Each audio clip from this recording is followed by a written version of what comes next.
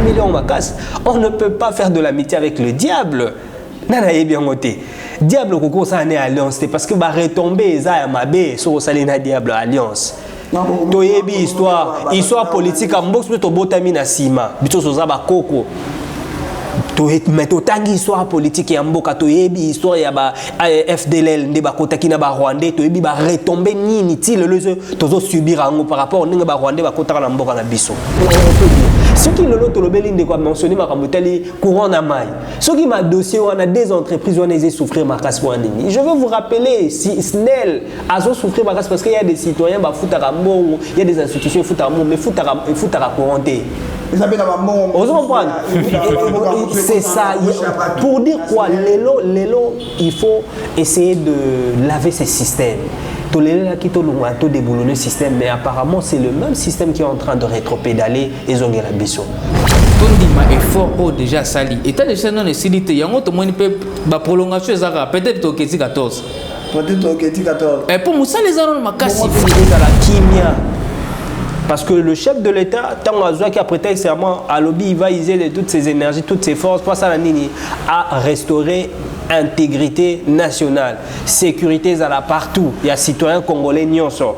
D'où résultat tous de la kimia et côté après bande konabiso bazwami kuna na est ya mboka.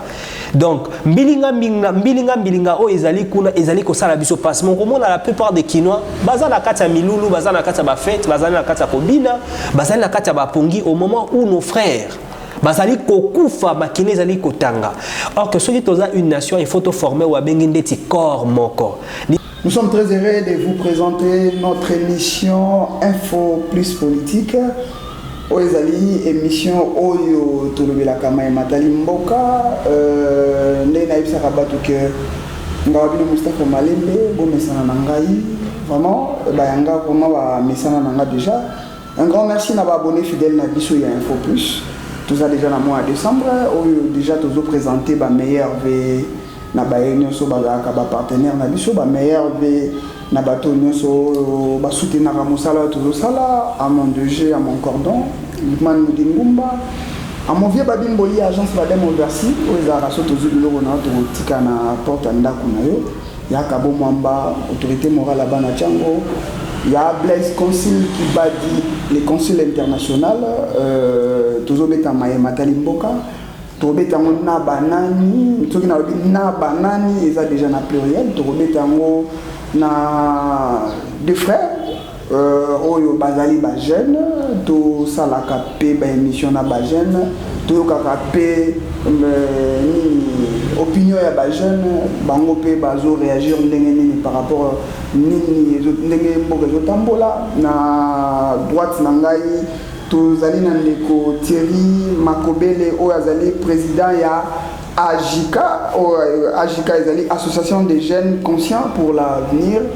Na gauche na ngai tozali na ndeko Andy Dipanda oyo batu ebele bayebi déjà ya président ya Cogéré collectif de jeunes rénovateurs na bango nde tokobeta masolo maye matali mboka avant vraiment na kota na émission na biso to na koleka na kopesa bango na mbote ndeko Thierry et puis ndeko Andy.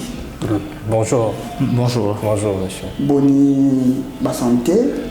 Kimia ezali na ngolu ya Nzambe tozali makasi. Na banana na gauche na ngai ndeko Andy Dipanda, président ya Cogéré. Boni Cogéré. Cogéré ce qui tochango ndeti nzoto tokoloba nzoto ya Cogéré ezali makasi mingi. Ezali kotambola malamu. Ezali lokola nzete boloni nzete solo nzete wana ezali kosala nini kopusa na malembe.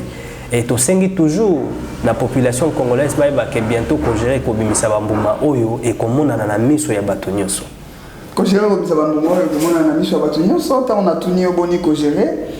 Il y a de cela, je sais pas, ce qui une semaine et demie ou bien 2 semaines, na mona qui moi action na bino, bozaki na balabala, c'était pourquoi na mona ba photo na ba réseaux sociaux. Bien évidemment, mouvement associatif, nyonso et vivaraté de manière isolée. Et c'est que vivre sur base d'action. Et non seulement d'action, mais d'action ezali concrète. Et c'est qui biso par rapport à chronogramme semestriel automeka qui établir en tant que structure. Solo to kitana na mabele to meka ko expliquer population makambo etali cadre de vie na biso. Certainement, ça fait allusion à makambo ebengi environnement. Toujours mon solo environnement na biso ezali salité. Solo nini banyama ya zamba bazo vendre place salité zali batopé ya solo toujours mon place salité bazo vendre. Donc il y a quelque chose qui doit nous interpeller. Alors nous en tant que Kogéré Tobi non il faut to kende non seulement to simba bakongo na bapao mais to simba micro to meka kolobela bato parce que on croit fermement que la communication peut transformer bato. Dès solo to kende na méthodologie ou na sensibilisation. Et méthodologie mais to sala qui on a forme linéarité mais tout ça qui on a forme il y a rétrocession. Il y a rétroaction. Ça veut dire quoi? Feedback entre bus et la population. Tout na bango ba question. Ni ne sali que papa place aux autres cas solo les salité. Qu'est-ce qui ne va pas? Solo tozo qui opinion ba batusu ba lobby poubelle les athées, mais tobi c'est pas raison, ils a raison té. Bon, ils ont parmi les raisons, mais ils ont raison valable parce que nous avons biso tout ça la effort place to vandi tout ça nini to bongisango. D'où to meko epsa bango soki bo bongisité. Bato ba kokoya maladie et que ça autorité na bisoté. Ils ont des biso de to la ba victime ya salité wana. Donc ils ont qui mon message auto bongisa ki malamu pe silité comme Mustafa. Toza na plan ya ko sala yango et cette fois-ci je m'en veux vraiment ya ko beng sauter cette fois-ci au kozala wana au ko accompagner biso na terrain par rapport à l'action wana. Merci na invitation na bino ezaki sensibilisation ya ko la mosama conscience ya ezaki wapi ezaki na 4 ya Kinshasa na commune nini sensibilisation esalamaki pour tout le monde. Bien évidemment, Kinshasa, Kinshasa a 24 communes. On ne peut pas commencer avec le 24 communes. Principalement, on a commencé avec la commune Yangalema, précisément dans le quartier Ngombaki Koussa, et Angle qui souvent barré, Wenze ya IPN. Alors, tout ça, le planning, ko circuler ville à Kinshasa. On a une méthode où ça doit même interpeller nos autorités. Bien évidemment, mais bolobeli batoté. Balobela kana no muto sokoli eloko na yo bomba quelque part ngai moko soki na melis ju na ngai na leni na luka ka chasse mon na bombi tina ko luka place esengeli na bwaka na bwaki. Et un message en fait automeka qui ko travailler ko tcha un peu du contenu pour na ko meka ko sa population na biso. Quelque part on a besoin qu'ils aient gouverneur de la ville qui a zokoka ko sala makamo mususu te bino nde bozo salela. Non en fait omoni muto amikokate mutu o loba mikoki azate. Biso ba jeune faut utiliser politique ya ko accompagner ma vision à l'autorité na biso. L'autorité baza na vision. Mais sengeli biso to sa nito accompagner ngo. Solo le premier citoyen de la ville Jantini Ngobila a qui initiative ya ko loba Kimbo Peto. Mais esengi ba partie prenante nyonso ba chama boko to sa nito accompagner vision ana. Alors ce qui lelo a échoué. Eza net ngala simbi koli mona zo bela boya ko simbi sanga bozo simbi sanga te. So ina koki o meme monte bolobani a voilà koka kité. Yango moni lisanga feza collective. C'est un état d'esprit. Pour que tout se développe, biso autopronaka collectivité wana po ezala. Il y a eu mécanisme et c'est biso ba association ba président association. Na bilenge otozo kambana sima biso to sali to tindika vision wana. So il le vie les ongi propre. Ils ont intérêt banane. Pour rappel, l'obinazaki na limité na 13e na ngambo wana nde ba bongisi ba loni ba. J'étais très fier. J'ai dit voilà mon pays, pourquoi ne pas faire Babiloko izala partout na ville à Kinshasa. Donc c'est un peu ça. Merci do balugana na droite na siko ndeko Thierry Makobele autre yambi lelo pour une première fois na Info Plus. Message na yo na ba nyoso ba Rolanda yo na chaîne YouTube na Info Plus. Na pesimbo te na ba ndeko nyoso ba Rolanda biso en ce moment et puis na ndeko Mustafa wa yambi ngai ezambala liboso mezambala ya sukate pamba te to le kalisusu. Par présentation, ngai kombo eza ndeko Thierry Makobele, nazali président de l'association de jeunes conscients pour l'avenir AJCA na Mokuse. Ezali ko œuvrer na 4 axes d'action qui est notamment l'éducation, l'entrepreneuriat, l'assainissement et l'assistance sociale aux personnes malades et aux personnes vivant en situation avec handicap. AJCA, ça fait déjà combien d'années AJCA existe? Voilà, ils allaient moutuna malamu. AJCA, tout allait bientôt qui sa 6e année. Ils ont créé depuis 2015 et ils ont basé na éveiller d'abord conscience ya ba jeune pour na été ba changer mentalité. Les lots tous allez kolobela ba kondiamboka, tous allez kolobela ba makambo ebele amboka isa parce que en amont nous n'avons pas encore compris que tout changement commence par les changements des mentalités. Tout ce que nous comptons faire doit d'abord commencer par l'éveil des consciences, par les changements des mentalités. Voilà pourquoi biso étant que ba jeune conscient o to sangani na bande comme susu to lobi été to ko militer makasi pona ko lamusa conscience ya bande ko na biso bazali ko lala ko talisa bango ki avenir ya lobi ba préparango lelo. Ce n'est pas que ozozela okoma mutu munene ozozelo sala ba action minene ozakolala, non. Tout ce que nous allons faire doit commencer par l'éveil de conscience. Voilà biso to betara c'était makas na ko éveiller conscience ya ba jeune ozali oza déjà na maturité oza na conscience yeba été avenir ba préparer pour lelo na présent na yo présent ndé sala ke lobi no ezala malamu d'autres les kaka na l'école to les kaka na ba milieu oyo ba jeune bazali to kitaka na ba terrain pour na ko sensibiliser population. Ndenge ndeko nanga président na partager des plateaux outiko loba biso zali na feedback ya makasi na population pour toujours travailler pour na intérêt na bango faut tous à la contact direct na bango pour to la musa conscience à bande connaissance. Et tant que jeune na banda na émission na ba question pas na ndeko Thierry étant que jeune les loyo tous à la kana régime mususu ya ex-président Kabila les loyo tous na président Félix Tshisekedi o apprenait état des droits. Pour naïe état des droits instauré par le président Félix Tshisekedi et par rapport au régime autoritaire. Ils ont tout par rapport à l'initiative de Mokonzamboka Félix Tshisekedi par rapport à l'état des droits, les lois ils ont initiative il y a Sika Otoromiko Ben Komona Namboka. Quand les acquis batumsu bazaki ben touchable, là on ne doit pas se valer la face. Zaki muta salimabe mais ça pas si bon mona qui un tel boba s'ambition en public, un tel boba kangi zaki passe. Mais le lo oyo système ainsi que côté namboka. Tout le monde a que changement, moi j'aime bien dire aux gens que changement il y a de façon automatique. Changement de façon progressive et il y a qu'à malembe. Tout le monde a que à président avec l'initiative na ils a déjà à bonne volonté à comme namboka musika. Mais na ko senga pe na bandeko oyo bazali pene ya mokonzi ya mboka batikela mokonzi ya mboka charge nyon sauté mais ba accompagner na makanisi ya malamu nde sala ke mboka kende liboso na moment otozali moi je pense eza ba temps oyo biso ba jento sangana to ebandi to ko pousser mboka na biso kende liboso et noto critiquer mo to longa na étape ya ba critique mais to za to côté une étape ya uchaka makanisi ya solo po mboka kende liboso. Alors, état des droits, oh, ya Mokonzamboka à Tchélibiso na Lelo, nous avons apprécié l'initiative, mais je vais demander aussi également, est-ce la sélectivité? Quand on a une question, on a sélectif, on a état des droits, exactement. Je viens de dire tantôt que nous allons pas évaluer la phase. État des droits, ya Mokonzamboka Félix Tshisekedi.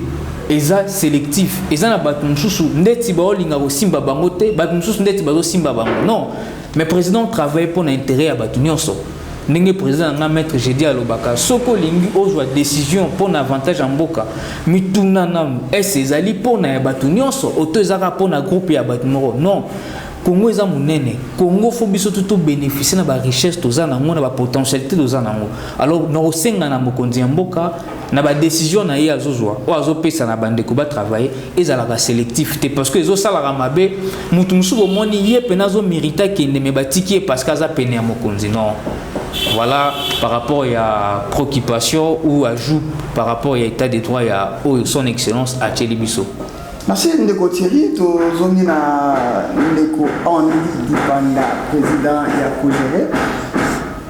Tu as la régime passé, gratuité enseignement à la quitté, na régime le président Félix Tshisekedi a instauré gratuité enseignement oyo tilo moi toujours quoi qu'ils ali côté kuna baloba to yebaki que ezalaki kaka de première primaire à 6e primaire et qui kokoma ti na 7e na 8e et puis maternelle mais sikoyo quelque part toyoki ministre à Longoli maternelle et puis 7e na 8e pe balongoli pana yo likamwana ko kolobela par rapport ya makambo ya gratuité enseignement. Ok, bien évidemment, je voudrais en fait renchérir d'abord sur l'obami par rapport à l'approche comparative au Tomeki Kosala solo régime où il y a président honoraire Joseph Kabila na régime. Alors moi particulièrement, nalingaka mingi ko jeter au propre te na régime où il est kaki. Basala que il fallait basala, bien évidemment.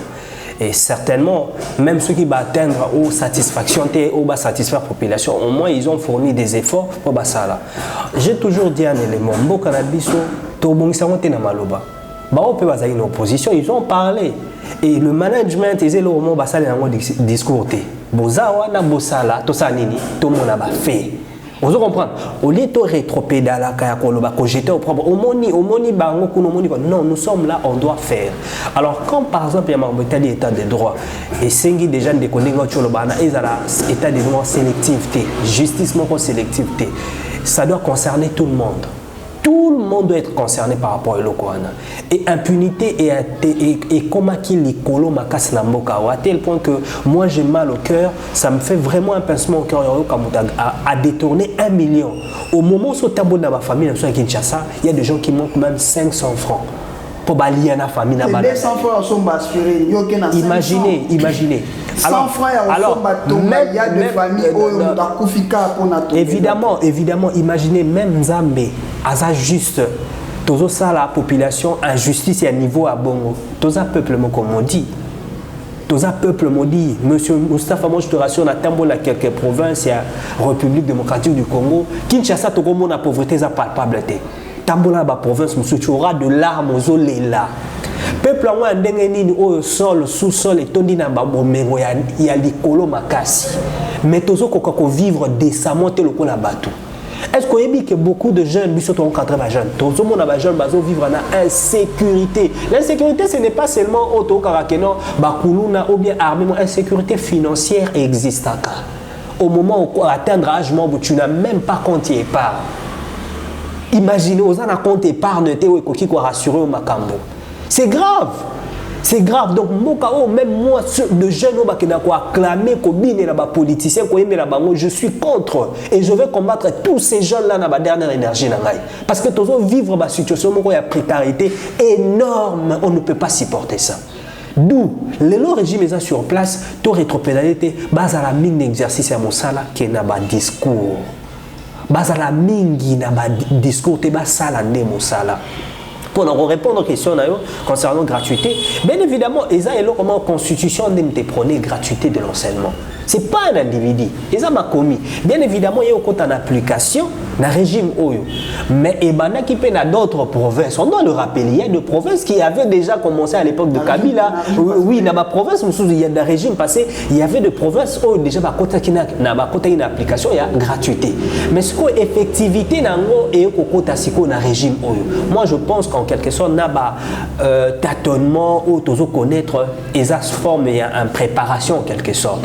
On devait normalement lancer, mais ça demandait tout simplement beaucoup de réflexion. Parce qu'au retour, à l'élaboration de projet, un projet, il faut mûrir, il faut des paramètres, il faut ça étude de muni au tel contexte aux alliés. Les alliés fruits en préparation, il y a beaucoup de gens qui tâtonner. Et nous, tous les autorités, nous travaillons pour la population parce qu'on ne peut pas, nos jeunes, la sacrifier dans l'éducation.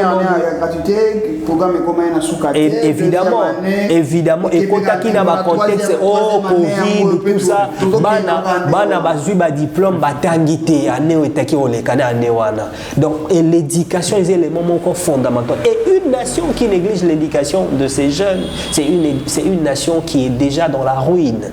Alors, dans ces cas-là, nous, tous les gens qui ont solo le système éducatif na biso. Écoutez aux engatés par rapport à un sujet où ils sont vraiment pertinente concernant la gratuité de l'enseignement. Je me souviens, tant où gratuité bandit, parce que je me suis présenté ici que Naza président et association, entre-temps aussi Naza membre et à Congo et Longa. Je me souviens par rapport à l'action de Congo Lunga, tout ça là descendre dans le terrain pour nous accompagner gratuité enseignement. Tout ça là moi papier duplicateur, créer na l'école na ville de Kinshasa. Mais par rapport je me rends compte que gratuité on dirait un slogan. On dirait un slogan implication en gratuité comme tel les athées. Banana biso, baleko ya biso. Toujours kabakaye na bango to fungola totala si réellement banana bazotanga. Bon senti que oroka pasi bana baotanga sous bien té. Pourquoi un d'abord lorsque gratuité zali zelo yo fele batu baye belé na kati ya salle. Ce qui place on a bana bando tanga 40 automatiquement bana ba komi 70. École musu balobi 150 personnes. Voilà. Imaginez professeur ou enseignant ou azofuta mabienté. Aye pesa cours na bana o ebiki eza yo fele. Akozala na mwa de guana ya kopesa bango ndenge sengeli légèreté wana ezala kolandela bana ndenge ezalaka liboso eza lisusu te soki makambo ya gratuité bazokoka te nga na kosenga na mokonzi ya mboka vie en travers chaîne onayebi kalandaka bino azongisa to banda kofuta classe ndenge ezalaki liboso bato bakofuta bakolemba te soit soki amoni ke ameteni idée na ya gratuité améliorer bacondition na yango ezala malamu na korejoindre ndeko na nga président ya kogere awuti koloba tozala kaka na maloba te mais tozala plus na baaction. Il y a trop de promesses, trop de promesses, trop de promesses. Il vient de dire un truc très important. Faites un tour dans la province pour comprendre un degré peuple à souffrir. Peuple congolais à kemba. Souvent j'ai du mal. Je me dis pourquoi tobotem na mboka oyo. Jusqu'alors depuis to zalaba na miki to zongulu matule to ko mikolo to vu conscience batu balela kaka balela et je crois que to chité même na biloka ba est là où il y a trop de problèmes là-bas. C'est anormal. C'est anormal que ça a potentialité belé. Pourquoi pas couper sa sens ne loko. C'est une initiative en malamu. Batu batanga de lo par exemple comme déjà habitant qui gratuité CP la bête maboka. Ah oui. Quand même banana ngai bakotanga calmement. Mais ayo kalisusu il faut que bakisaka ça $50 likola gratuité. Il faut que bakisaka il faut c'est finalement nous sommes dans quel pays? Et ce qui te l'obité nani nda olobela biso biso tozolo bapo bakonzi bayoka passe oyo peuple azali ko lekisa peuple o azali ko sibi bakonzi bayoka et puis ton bayoka ka base la plus na système ya action ayoki a sala action et non ayoki a noter na kaya o sala après non mboitali mai ba congolais azali ko souffrir pambate réside tout ça réside des eaux mais toujours comprendre était ba robinet na biso na ndako mai bimara lisote mai bimara soute wana kutu ya dossier auto lobela ngona mikolezo ya pamba to zana likambo ya gratuité enseignement et je pense on ngana osenga na mokonzi ya mboka initiative zali malamu papa to bakelo ba fleur mais impliquer makasi na mai tambola na courant l'hôpital makambo ya courant so dobito lobawa ezala ku sija mulai to lala ka susu to lala ka mauvais signal kuto et salamaki vous excusez moi d'intervenir. Lobby n'a conseil de voilà. Point de presse. Il y a ministre il y a communication avec le porte-parole et armée pour et ça signalement il y a ma baie déjà. Je pense ezaki message fort. Oui. Oyo bakonzambo kabamo basali constant qui courant na besoin na stable, ils stabilité et je pense va retrouver solution par rapport à makambo ba mikolezo ya. Ba retrouver solution na makambo yo na mikolezo ya ndeko andi dipanda to le dossier au Congo Hold Up oyo ba médias internationaux ba salaki enquête na bango aux appels na lo ba bien que aux appels de journalistes basali enquête na bango va trouver que plus de 138 millions na régime passé et bungaki na monsieur question na PG Fibank ba transfert wana nyonso est-ce que wana ezali ba accusation ya régime passé topé ezali que ko salir kaka kombo ya président honoraire ya République na biso. Merci beaucoup pour la motuna oyo. Et ça, si j'ai mon combo qui fait la une de l'actualité, on ne peut pas l'ignorer. Mais moi, d'entrée de jeu, je voudrais dire ceci. S'il s'avère que l'enquête ouana est vrai, d'abord, j'ai maudit bateau à 833 millions à peuple congolais. Ils ont souffert ma casse. Si, je rappelle, s'il s'avère que l'enquête ouana est vrai, faudra maudire et il faudra que la justice puisse faire son travail. Je suis contre bateau Kendaka pour défendre l'indéfendable, c'est-à-dire Moutaïbi Mbongo Nabino, mais vous continuez de le défendre. Mbongo aneza ba contribuable congolais ba faible ba impôt to futaka mike yango est constitué un budget en mboka na biso na ba ressources solo nzamba pesi biso na mabele yango ils ont profité ba individu mais la majeure partie la majorité de la population sont en train de vivre dans la précarité énorme. C'est grave, Ndeko Mustafa. Alors, basali enquête collective ya ba journaliste wana. Bien évidemment, façon ba procéder qui na ba quête, bazaki na posa ya kosala nini pour enquête ezana ba démarche nango. Ezana méthodologie nango pour lancer l'enquête. Yo za journaliste, oyebi bien méthodologie, ezana d'abord genre journalistique enquête wana.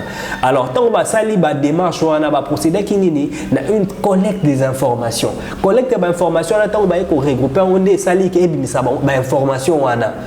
Alors, biso, ba instance na biso, c'est-à-dire justice à Mboka, il doit récupérer ses dossiers. Aïe, ba ko ministre ko enquête na ndenge na ye. Ce qu'on dit que justice à Mboka, il doit mener des enquêtes et la dossier on a nani ya IGF, nani Jules Aningeti ya IGF, alors que nino ana et pas na yé. Pour le président honoraire de Kabila a été impliqué directement dans Makamboana. Alors, bien évidemment, Pessani opinion mon côté. Je salue d'abord citoyen juif dans Moussalo Azosala na UGF. Bien évidemment, il n'y a pas de opinion. Il y a lobby que dans le dossier wana ndenge batali bambongo façon état circulation bon ndenge outé na Banque centrale du Congo oyo BGFI banque à reconnaître qui peut à reconnaître à cause ça on a ba procédure moko boya ba séquence ndenge ba conclu et mais il s'avère que na kati ya dossier oyo collectif ya ba journaliste ba solo ba pointer du doigt na clan Kabila par rapport ya mbongo wana ba planter clan Kabila mais ezala te que non ezala conclusion oyo ndeko Gila Koloba mais ezala pe sous forme ya ouverture d'horizon ya Koloba tant sous place auto comment quitter on se comprend la banquette na biso et fongola tant sous la porte ya banquette mosusu parce que mbongo wana ezala ba congolais une façon que l'automoni tozo tchokolobela marabotali gratuité de l'enseignement ce qui est gratuité de l'enseignement ils souffrir c'est dû à quoi financement. Exact, financement mais or que ba mbongo wana sont récupérés donc ça peut financer la gratuité de l'enseignement. Tu vois ce qu'on peut dire. Ceux qui le lotolobeli de quoi mentionner ma kamuteli courant na mai. Ceux qui m'a dossier on a des entreprises on a souffrir ma casse pour un demi. Je veux vous rappeler si Snell a souffrir ma casse parce qu'il y a des citoyens ba foutara mbongo, il y a des institutions foutara mbongo mais foutara couranté. C'est ça. Pour dire quoi, l'élo, il faut essayer de laver ces systèmes. Tout déboulonner le système, mais apparemment c'est le même système qui est en train de rétropédaler et zonger la biso. Alors, pour ne pas trop faire l'amalgame, il y a un sujet, je voudrais qu'on rappelle que justice, il doit s'imprégner de ces dossiers. S'il faudra qu'on ait la bombe, qu'on mène une enquête, parce qu'il n'y a pas de fumée sans fait.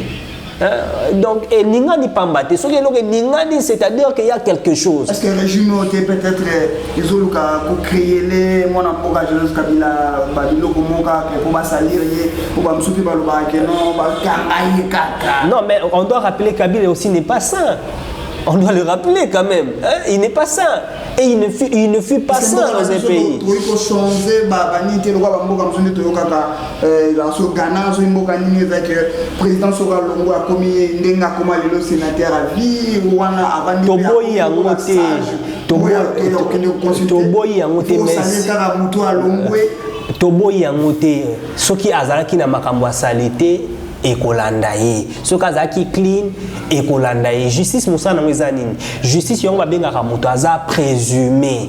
Vous comprenez? Bâtir culpabilité, mon babi Aza présumé. C'est-à-dire justice pour amener banquette pour valider vrai ou faux, Moutouana Aza impliqué. Alors, il y a un sengi justice et ça la ligne. 138 millions, Bambongo et Pelé de Kabila Anango Yangote, Bolodiga 138 millions. Non, pour dire quoi, justice n'est Asala Moussala Naye. Justice Yambo Kanabiso Asala Moussala Naye et on croit la justice Yambo Kanabiso. Et Sala Moussala Kabila ou bien le clan Kabila ne peut pas paniquer au moment où Baby Kebazana va clean.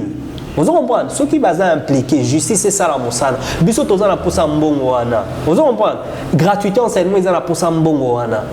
Et d'ailleurs, je dois rappeler, mais enquête wana, ouais, bah, journaliste wana, bah, non seulement le clan Kabila qui se retrouve, mais même l'actuel régime, il y a des personnalités qui vont se retrouver dans l'enquête wana, qui sont impliquées. Enquête, et il y a une ramification, il y a des gens de l'actuel régime qui vont se retrouver dans la liste wana, dans le World Up.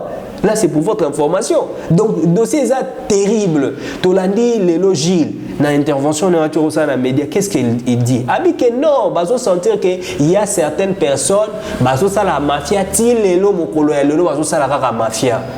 Donc, on est un peuple, je ne sais pas, qu'est-ce qu'on peut dire aujourd'hui? Donc, Thierry, le Sion a eu un lobaté. Bon, ce qui a rebaqué ça par rapport à le président Issa Lobi, moi je pense justice na biso ya mboka aza musala makasi oyo esengeli même biso peuple to soutenir yango ya ko accompagner par rapport ya ko dénoncer to ko accompagner justice kaso toza ko dénoncer tant mbebe ezali likambo ezali il faut pas ko tiango mafuta o bomba ngo non faut ko dénoncer ndenge ba dénoncer président na biso ya kala Kabila. Moi, je pense que la justice a mené l'enquête calmement. Ce qui a récupéré le dossier de Issa Lobi pour qu'il s'imprègne en fait qu'il n'y ait pas mené l'enquête. Ce n'est pas un problème. Pourquoi tu as parce que le président Kala, ceux qui m'ont dit que non. Mabe ezalaka mabete to luka ko komisaka mabe loko mo mais il y a un moment où esengeli na biso na justice ko dénoncer ba biloko do bandeko bazali ko sala wana ezali malamu te pourquoi mbongo ya mboka mbongo eza ya mboka et comme lokola ba compte privé ya bato c'est horrible mbongo eza ya mboka mais permettez-moi et comme compte privé ya mutu. Moi je pense na osenga na justice ya mboka na biso ba mener ba enquête na bango religieusement enfin que ba tous ala na ba résident escoté et non tous ala na ba suspense to. On doit rappeler que to yambaki ndeko Thierry Makobele na ndeko Andi Dipanda ndeko Thierry Makobele oazali président ya AJICA association de jeunes conscients pour l'avenir. Et puis ndeko Andi Dipanda oazali président ya Kogéré collectif de jeunes rénovateurs. Oyo tozobetana bango masolo matali mboka ba signaler biso kuna déjà tozo chité mais toko chité boté sans que tolobela dossier ya état de siège 13e prolongation il y a état de siège tout ça bana mboka toyebi ke côté est kuna ngindangi dezalaka déjà tozaki na régime mususu et puis na régime yo président Félix Tshisekedi a instauré état de siège mais lelo to komi na 13e prolongation nango ndeko Thierry yoko koloba ndenge nini par rapport ya état de siège to komi na 13e prolongation. Bon, avant d'aborder le sujet, d'abord merci à Mokonda Mboka. Pambate, ndenge na lobaki auparavant depuis tous alaba na meke est ezalaka toujours na kimiate. Mais quand même ceux qui muta sali pe makama malunga il faut tous alaka biso batali boso ya ko beta pe maboko tous alaka te poto critiquer. Tous nous sommes conscients que moi kimia et koti moi kimia bato kufaka moi kimia ndeko tokoki ko ignorer nyonso te bato kufa bien sûr mais kimia et koti mwandamo par rapport des ali boso vandibo kuna est au vandibo est au la mukabo est mais lelo quand même il y a tout ça pe na bandeko bazana est zozo ape bapel faut to apprécier loko ndenge ezaleli soki eza ya kufa soki lobi to apprécier batiki kufa te to ndima effort o déjà sali ton dima effort au déjà sali état de chaîne non estilité yango to moni pe ba prolongation ezaka peut-être to keti 14 et pour musa les aron makasi faut ba liba bi ngaba bengana benimi nyonso bazana kata sol ya mboka état de siège en nini ba richesse na biso ndepe baso yi ba on a kata état de siège yo lo bandenge oyo zo betela déjà maboko mais pas baso ko fatile loyo ba to musu bazo lo ba que non état de siège wana et ça complot machiavélique moko boye pona ba Rwandais na ba Ougandais ba pied mboka na biso Koloba ici la té ce qui est vrai c'est ça on doit noter que Koloba ici la té À un moment donné, Congolais yemo comme tazali ko bébé sa image mboka na ye. Congolais yemo comme tazali ko kimisa ba entrepreneur ba ya po ba evo na mboka na biso. Par rapport ya information to pesa kana bato bazali banda. Toyebi masolo ya este ndenge zalaka. Toyebi ke kuna bato bakufaka kaka banda kala. Mais depuis état de siège de Salami, quand même, il faut qu'on dise que c'est fort. On l'objet que c'est à 100% ça va, non, mais on dit maintenant nous moins d'embrouiller fort. On est bandé ko bazali ko sala, basoda na pesi no longo ni na musa bazali ko sala. Biso population to ko accompagner bino pour que bo sala musala na bino sous ndenge sengeli. Voilà, le lot commis na 13e prolongation. 13e prolongation c'est par rapport à Nice, c'est par rapport que musala na no sili ndenge bakonzabo ko bazo cancela te. Il faut musale sala mandenge sengeli mais bandeko bazana kuna lelo to complot entre bangona banguni non papa mbo mutuni no kolinga asala complot na muto po bazo bandeko na kati mboka à moins ozala inhumain mais muto azana sens normal akondima jamais biloko bongo. Alors moi je pense que vu que bazana kuna to pesa bango sous chance ba continuer ba sala musala na bango malem to pesa bango chance ba sala musala na bango malembe ndeko andi dipanda 13e prolongation et état de siège. Avec quel bilan on a par rapport à 13e prolongation, mais avec quel bilan? En fait, oui, Salami est bien parce qu'on a l'anda qui est Israël, journaliste, qui sur place.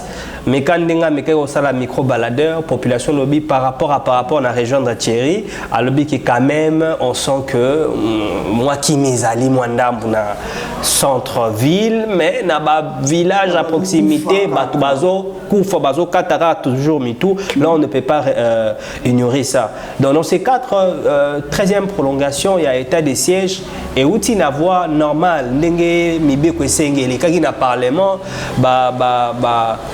député va voter prolongation. Alors, d'où on attend beaucoup plus les résultats. Nous, on attend beaucoup plus les résultats que le processus. Il y a des marches. Résultats, les à la kimia. Parce que le chef de l'État, tant qu'il a prêté serment à lobby, il va user de toutes ses énergies, toutes ses forces, pour ça, à restaurer intégrité nationale, sécurité à la partout. Il y a citoyens congolais nyonso. D'où résultat tous c'est la kimia et kota pour bande kona biso bazwami kuna na est ya mboka. Donc mbilinga o ezali kuna ezali ko sala biso passe mon comment la plupart des Kinois baza na kata milulu baza na kata ba fête baza na kata kobina baza na kata ba pongi au moment où nos frères bazali kokufa bakine zali kotanga. Or que soki toza une nation il faut te former ou abengi ndeti corps moko lisapio soki zui douleur et affectera nzoto nyonso soki bande ko biso bazo kufa kuna makine ze ko bazo lela bazo ko la ponte comment biso a to la bien. Donc c'est l'une des raisons on doit réveiller cette population totalement pour total la solution il y a peuple na biso kuna na est. Na kati ya 13e prolongation il y a état de siège. Tout le monde force ougandaise et côté na sol congolaise babi baye ko renforcer armée na biso. Non, par rapport à analyse na yoko lo bande ni bato to yebi lobby bazala ki ba ennemi na biso lelo yo baya tout sangana na bango tout bundisa banani.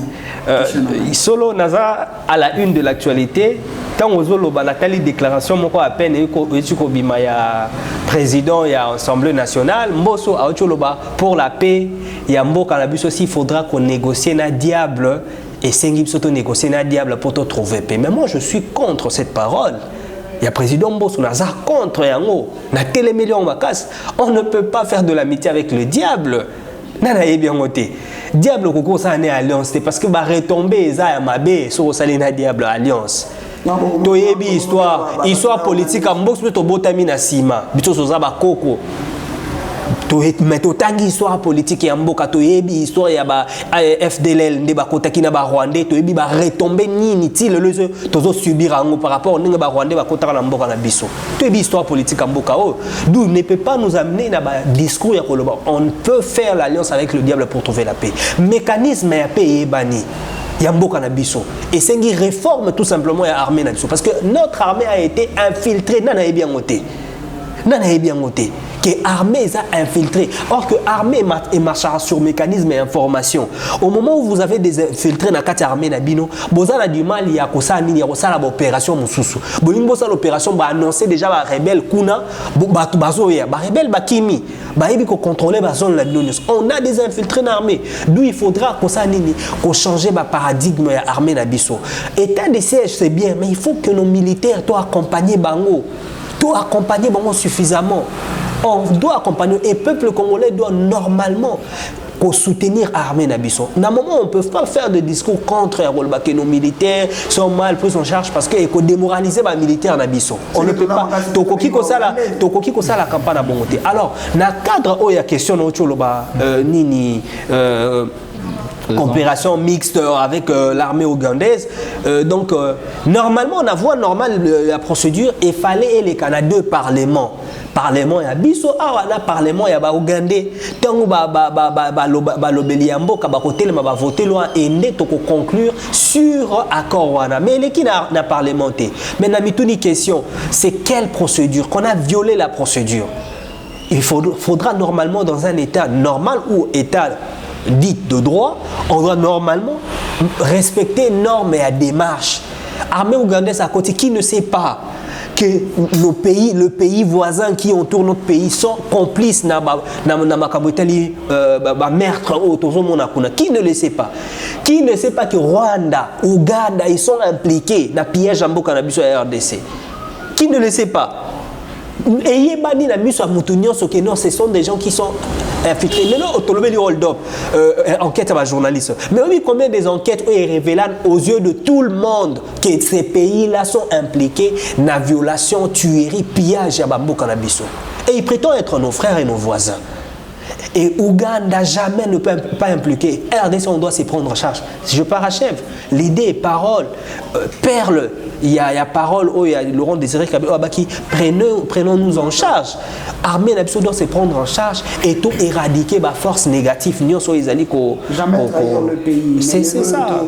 Tout le comment trahir les populations des pays Nabiso. Non, en fait, moi je me retrouve face à une situation, il y a rien n'est trop tard, on peut rétropédaler causant que ça armée wana. Parce que ADF, je dois rappeler, Ezali sous-entend que non, Ezali peut bango peut dérangeaka, Ezali ni force il rebelle, moi il dérangeaka pouvoir régime il y a Museveni. Et donc dans ces cadres-là, il faudra mais nous, en réalité, deux pays, la plupart de nos pays voisins, ils sont complices de la tuerie de la population de Bissau. Et y compris, M. Moustapha, vous serez étonné par rapport à l'information, la plupart de la tuerie de Samana-Est, nos concitoyens ils sont encore impliqués dedans. Je suivis les porte-parole de l'armée FARDC, il a dit ça, il se trouve Bakangi Moutou, l'année origine à Botamawana, à Kolawana, mais comment tu violes, tu pilles et tu tues tes propres frères. Lélo, cahier de charge, il y a un groupe armé en Ezanine. Qu'est-ce qu'ils sont en train de revendiquer? Bazo revendiquer solo nini. Revendication à la nini. Parce que normalement, ce bozo ça la force négative, il faut poser un cahier de charge au ici dans revendication à la pour la biso à les anines et banité. Sabotage. Katamutu, Boma, pillé, Nyonsoana. Et Nakatuan, on ne peut pas se voiler. Communauté, comment je peux dire, multinationaux, Bazana Simawana. Et là, on clamé mutute, toyebi réalité, toyebi nani azosala nini. Et pour nous résoudre un problème du Congo, et bani baso, ma piste de solution, ils allaient très bien établie. La piste de solution est très bien établie. Toujours chité déjà entre Ndeko Thierry, Ndeko Andy. Dernière question nanga et ça tardé vraiment. Ezali toujours pour ça en 2023, ma ponami Rosala étant que jeune, bureau Yasseni Evanda déjà Ndeko Denis Kadima, impression par rapport il y a choix il y a Ndeko Denis Kadima. Puis par rapport il y a Baïdé, il peut couper ça par rapport il y a ma ponami en 2023. Voilà, merci beaucoup. Comme bateau Zaliko Chitendenge Ndeko Alobi. Et moi je pense dans Sengi d'abord Nandeko Kadima Azali président il y a Seni Asala Musala Ndenge Sengeli Asala Musala Teke où ils allaient à Sali Moussala pas privilégié quand il y a bâtiment parce qu'il y a un travers il y a bâtiment ciment tout ça non Masala Moussala atala degré au peuple azali ko souffrir toujours le Canada moment où ils allaient tellement tension na kati ya mboka mais ils ont moment aussi oyo faut batalaka les loso de Sali Mabe ils ont peut-être pour na lobby bana na biso ba souffrir mais les loso to bongi c'est ça pour na lobby bana na biso ba zala bien le jour responsabilité à mon cause à la présidence Seni eza li pendant ngubate eza poste à mon oyo au gérer bientôt là déjà bandit travail mais je pense il faut que ça son cielo kwango bientôt zo les canaba élection moto ya zui yewanande peuple azana posa azala na bango et non moto oyo eza yete au peuple ponaki o bakobimisela biso za moto bat groupe ya bato moko nde ba manigancer pour que ba pesa biso ye azala na biso non to souffrir makasi peuple congolais zo souffrir makasi et puis to zo continuer à souffrir à défaut za cause ya biloko wana eza moto bozali ko zelate ine moto bateli bino moto bozo zela yepenete donc moi je pense azana responsabilité makasi c'est un qui perd des familles ça la travail ndenge sengeli pour na peuple ACP là pour na ko pesa moi conseil na ba jeune logo la ngai kalamito zo kin na ba échéance ya ba élection to voter bi voter la té il est temps de rajeunir la classe politique de notre pays il faut que soutenir ba jeune no bazana makanisi ya malonga ba jeune no bazana ba idée o ya ko memamboka liboso et non muto parce que apesi yo polo muto apesi yo 2000 francs comme maître j'ai dit MD muto apesi yo 5000 ayibi yo à venir no pendant 5 ans et c'est insulte mais muto azo yelo makanisi ya malamu muto azo sangana na yo to pesa o bandekisa o boko sala lobby eza bato nde biso fungu na biso to sunga sengeli to accompagner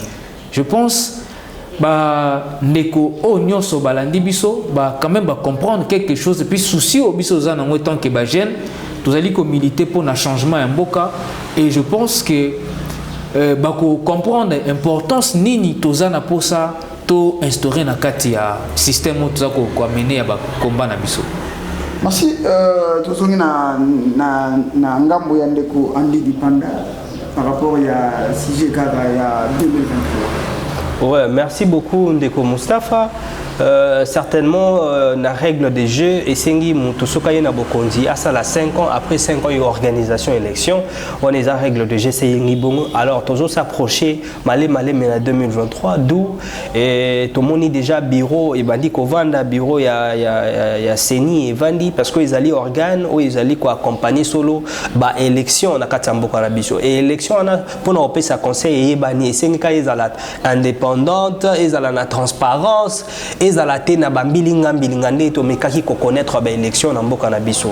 Alors na cadre wana to sengi bambilinga mbilinga biso c'est botama qui entre ba groupe ya ba confession religieuse to lingi ka dimate to lingi ninte les bureaux to retardé processus wana te il est déjà dedans il faudra batinda pe ba acteur o ba ko sala comme observation pour que l'élection na solo ezala na transparence na bilenge solo na beleli bango lisusu kozala na éveil de conscience o ndeko nanga oti koloba to ke na loyenge te tokende ko yembela batute tokende ko binela batute to yebi ke tozana nzala mais to sala vote moko ezala vote moko conscient pour que avenir na biso ezala eyiba maté en fait d'où esengi na ba jeune o azana moralité probité morale ya malamu ndeba kama mboka oyo ya mwana nde biso tozali ko prôner na kati ya ko gérer probité morale ya malamu ndeko sala ke mboka oyo to kambango na kitoko res public ato sala ngona ndenge sengeli parce que mboka oyo depuis indépendance ndeko Moustapha si on ne fait pas du surplace donc to reculera kaka or qu'on a besoin de décoller mboka oyo ça doit décoller Nathalie image moi ya 1970 Kinshasa ndenge zalaki na Gombe Nathalie ya 1970 na Dubaï ezaki plein de désert. Ça là ce comparaison lelo banani bazo avancer banani batikali na sima richesse otozala ngona mabele na mboka na biso est-ce qu'on mérite kozala net ozala lelo na situation oyo or que lelo eza esprit pour etele mabiso to lamuka solo to tonga Congo ezala Congo nouveau yango wana pona ko chiter ezali simple la sengi peuple congolais ba abonner ba méditer hymne national debout congolais yango wana nde kosala ke to sala nini mboka oyo déconné par rapport ya wana tolo chité déjà dernièrement na yo et puis na bateau nyonso ba olanda yo Dernièrement, j'invite tous les jeunes de nous rejoindre. Pour gérer les structures, il y a Bilingue. Babilenge au solo baye na société pour nous la nini ko changer paradigme perception à la société. Ko gérer ezali lisanga oyo to monique ba memi biso na voix mabe. Ezali solo ndeti ndako oyo batiki biso na chanter mais biso toye ko sa nini ko continuer ngo pe ko rénover ngo, c'est ça même le terme. Ko rénover ezani ko bimisa solo monto ya sika na société wa ko kamba malamu. Oya ko kamba société malamu et ko kamba société za na ba instance nyonso na ba quartier na ba commune na ville et ti na haute institution ya mboka toza na posa to rajeunir état d'esprit ya Congo na biso na ba aspect nyonso ya vie politico socio spirituel même ya moni démarche na biso ya ngona. C'est ça. Merci beaucoup. Merci. Tozongi pa Ndekoturi. Dernier mot par rapport à l'émission Nabiso. Dernier mot par rapport à l'émission Napesi Mbote, Napesi merci Panayo. Merci Nayo. Andengo ya minga une émission nayo nabi keza mbala ya libosote to ya pe lisusu pour que to beta masolo ya bana mboka. Et Napesi pe Mbote na bandeko yo bazali kolanda biso. Donc, senga na bango, vu que l'émission n'a plus les carapes à travers la chaîne YouTube, vous s'abonner à la page Info Plus, vous partager pour que bande comme ça, bazali bana mboka, balanda kama kanisi, oh biso bana mboka tozali ko tcha sur la place publique. Et pour chuter, je salue aussi les membres de l'AJCA, oh boza banda ko bozali kolanda biso, na pesi bande ko ya Congo longa mbote et puis na sengi na ba jeune nyonso, boye ba ko bongisa lobi na bino, lobi ba bongisa ngo lelo. Le futur, ça se prépare au présent. Je pense que c'est un message fort pour un éveil de conscience. Merci. Merci, Ezali, message fort pour un éveil de conscience. Wana Malobaya Souka Yandeko Thierry Makobele. Oyo toyambaki pour une toute première fois alobi ke zambala liboso mbeyan mbala sukate tozoye tobetani masolo ya AJCA et puis ndeko Andi Dipanda oyo batebele déjà bayebi ya ko gérer il est vraiment tozala na déjà to continuer pe ko beta masolo na par rapport à ba nini na bango ba initiative na bango ba bi alobi que il y a tout bon na ba bilili na Info Plus. Ngapena aussi saboté sans que na remercier ba nyonso yo ba mesana ko landa biso na sima caméra ndeko eli sampu tout ça déjà na mois de décembre ndé na zolo ba meilleur V mais meilleur V na des invités na déjà ndeko Andi pa na ndeko Thierry meilleur V na ba abonné fidèle nyonso ya Info Plus meilleur V à mon déjà mon cordon le man Moudingumba meilleur V à mon vieux Babimboli agence Bademo Versi aux agence ya fret soki tozu biloko na yo to komisa na porte ya ndaku na yo meilleur V à mon vieux Kabo Mwamba autorité morale à Tchango meilleur V na Corée car les grands couturiers na Angola meilleur V na Ravel Boyenga meilleur V à Goshi Goster meilleur V à grand frère propre Jolie Mabeka Mokondaren, Katia Mabeka, La Star, Cayenne, Diamant Vert de France. Mais on vient à Patunyoso, Baye Binga, partout dans le monde. Tokutani na numéro Moussousou. Bye.